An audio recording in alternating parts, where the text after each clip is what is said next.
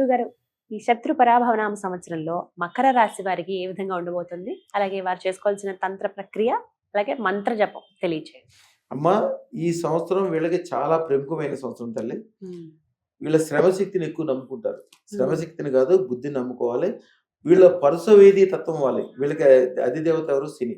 శని అంటే మందుడు, పని చేయటము, లేకపోతే నెమ్మదిగా ఉండటము, పట్టుదల ఎక్కువ ఉంటుంది, ఎక్కువగా గట్టిగా పట్టుకుంటుంది. ఏదైనా పని మొదలు పెడితే అది అయిపోయే వరకు వదిలిపోదు. ఆ పట్టుకునే పని మంచిదై ఉండాలి.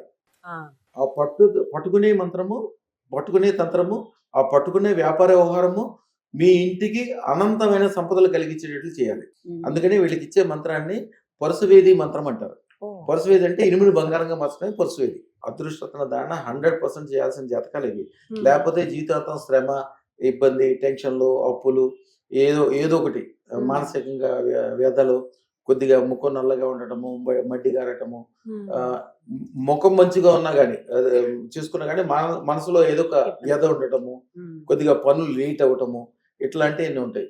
లక్ష్మీదేవి స్వరూపంగా మారిపోవాలి. ఏది ముట్టుకుంటే అది బంగారం అవ్వాలి. ఇంట్లో అద్భుతంగా ఉండాలి. పిల్లలందరూ బాగుపడాలి, గొప్పోళ్ళు అవ్వాలి. అసలు జీవితంలో టెన్షన్ అనేది జరగకుండా పొద్దున్న లేస్తే డాన్స్ వేసుకున్నట్టు ఉండాలంటే అదృష్టతన దాన్ని కంపల్సరీ చేయాలి.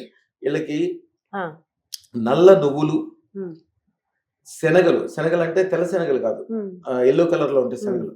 ఈ రెండు కలిపి ఒక పావు కిలో తీసుకొచ్చి ఒక చోట కుప్పగా పోసి దాని మీద పసుపు కుంకుమ వేసి దాని మీద నువ్వుల నూనెతోటి దీపం వెలిగించాలి. 8 రూపాయి బిళ్ళలు దాంట్లో వేయాలి. వేసి చిన్న మంత్రం శ్రీం హ్రీం శ్రీం పరుసవేది తక్షణం దేహి ప్రేచ స్వాహ. ఇది మంత్రం 108 సార్లు చదువుకుంటే వాళ్ళ చెయ్యి పరుసవేదిగా మారిపోతుంది.